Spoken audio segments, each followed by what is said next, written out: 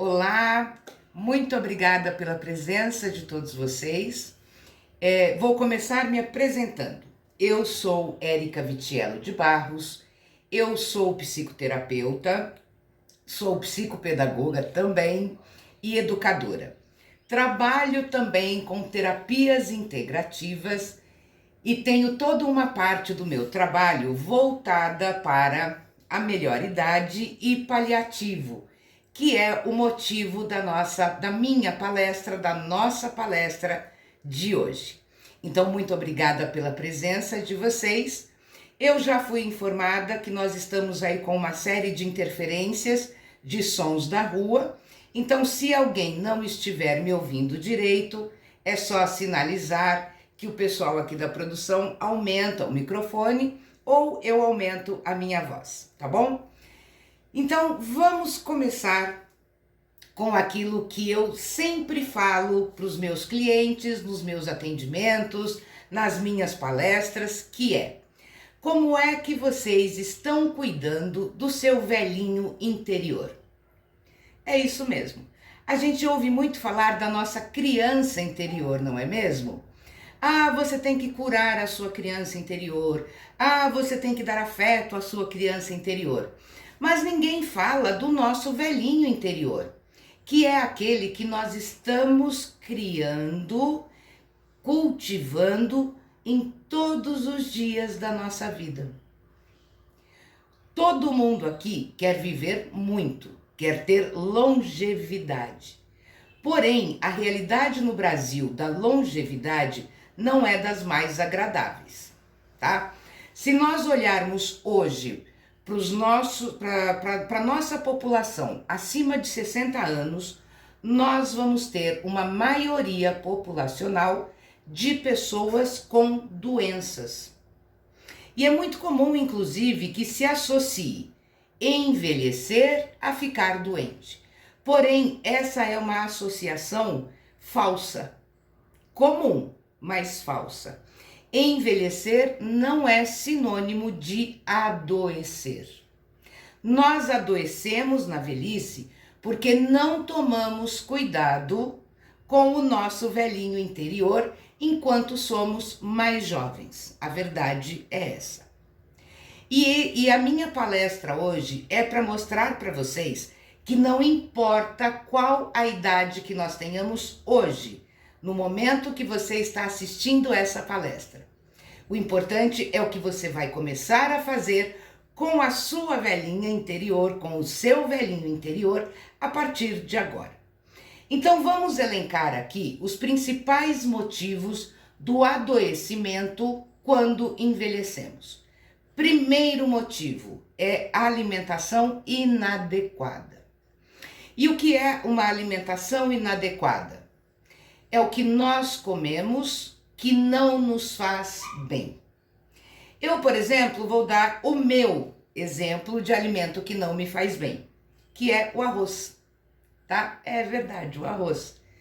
Eu comecei a perceber já há muitos anos passados que eu comia o mesmo alimento que eu comi a vida toda e alguma coisa ali não me fazia bem. Eu ficava com o estômago muito inchado, eu ficava com o corpo pesado, eu ficava mais sonolenta e assim eu fui observando o que estava acontecendo comigo. E aí eu comecei a fazer o quê? O que é que eu comi hoje e que eu fiquei assim?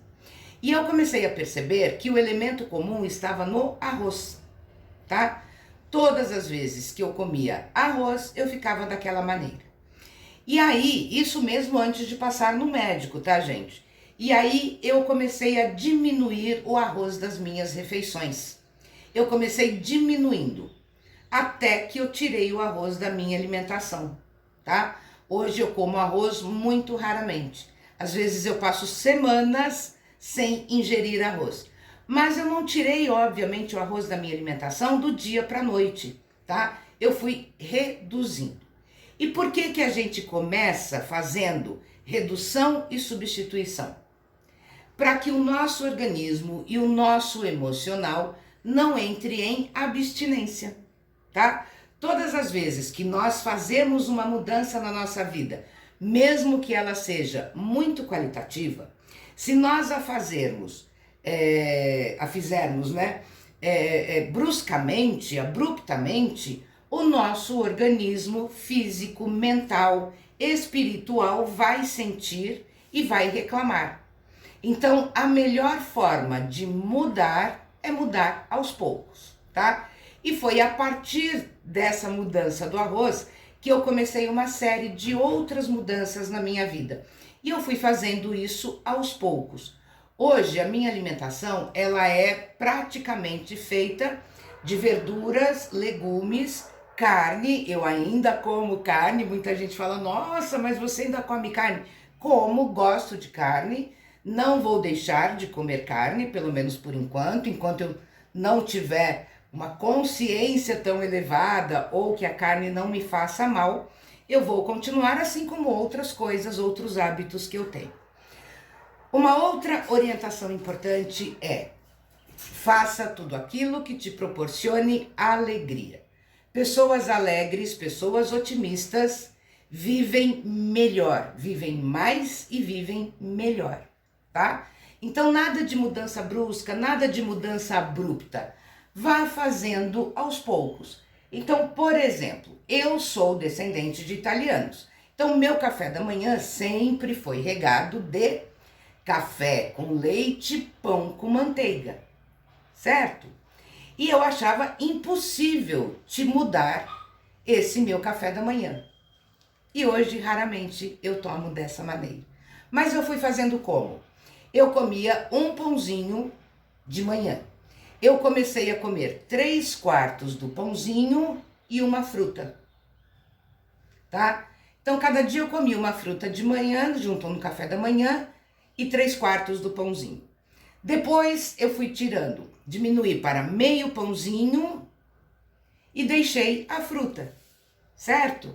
Depois eu fui modificando, fui tirando leite com café, adicionei iogurte, adicionei mingau, adicionei leite com cereais e assim, vagarosamente, dentro do meu tempo, eu fui mudando, tá? Essa semana, por exemplo, a gente está com uma cota bastante grande de leite, de água de coco em casa.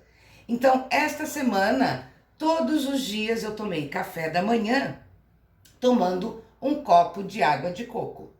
E não abro mão do café preto, gente. Então, sempre o café preto de manhã para mim e o dia inteiro, ele faz parte da minha rotina.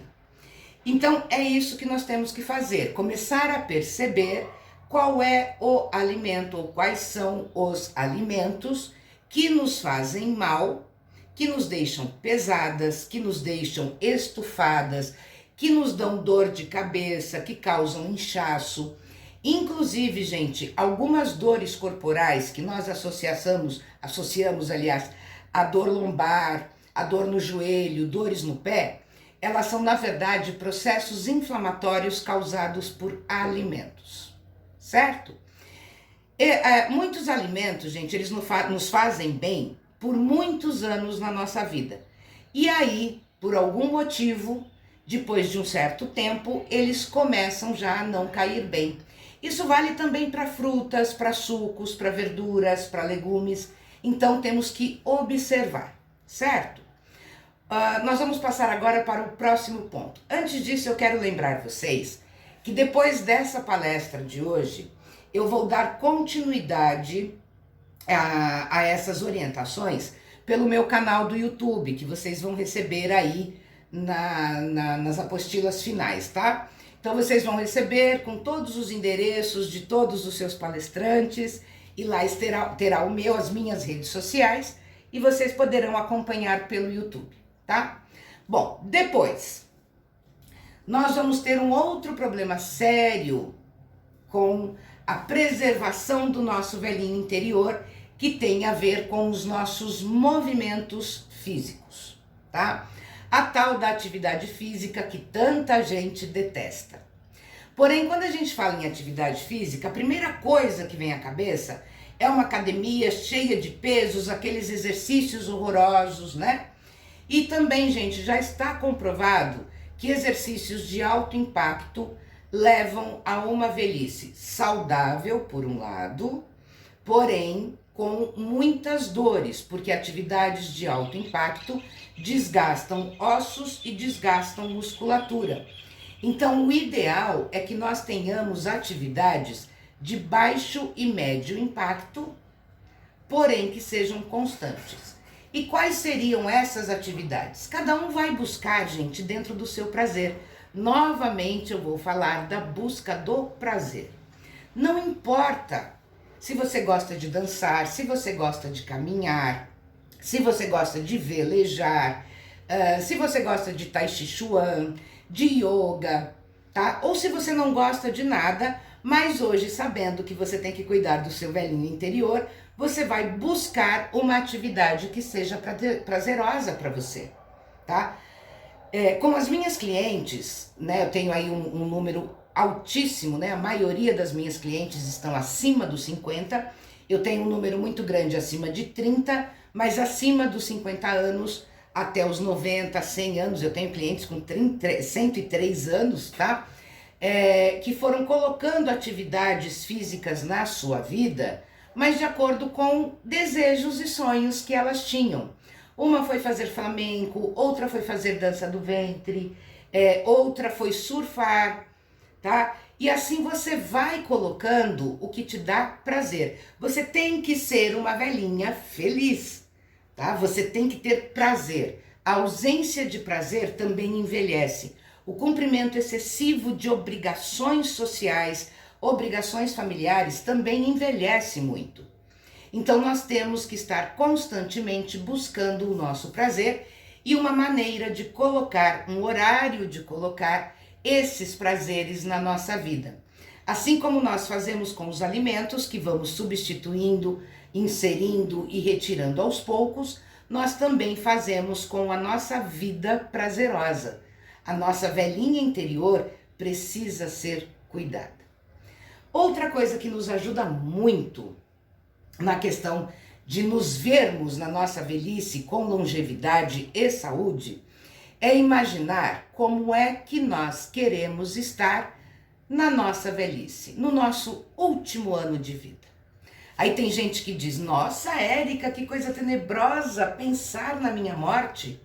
E eu posso garantir para vocês que é uma das melhores coisas que vocês poderão fazer. Primeiro, vocês vão tirar a ilusão do que vem a ser morrer. Né? Hoje nós usamos o termo morrer com dignidade. E é isso que nós precisamos. Se nós olharmos hoje para os nossos idosos, nós vamos ter um absurdo número de idosos que antes de falecer vivem numa cama. Por 2 dias, por 6 meses, por anos. Certo? Por quê? Porque nós não cuidamos do nosso velhinho interior quando éramos mais novos. E aí o que acontece? O nosso corpo, a nossa mente e o nosso espírito não estarão vibrando na mesma frequência. Então, um vai desacelerar o outro, um vai prejudicar o outro, tá? E aí nós vamos acabar adoecendo. Agora, nós podemos, como diz a Bíblia, morrer de velhos somente e não doentes, certo? Então, a atividade física, gente, ela é muito importante.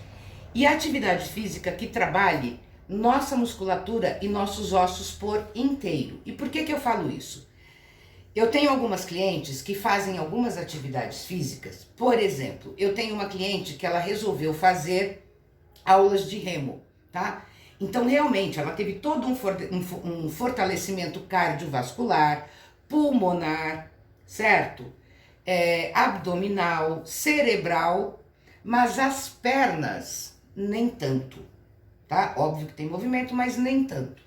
E aí ela começou a sentir dores nos joelhos, né? Porque fica muito tempo sentada, muito tempo movimentando somente a parte de cima, enquanto as pernas ficaram com menos movimentos. E aí então ela foi buscar uma atividade que propiciasse também o movimento de pernas e de quadril. Tudo bem até aqui?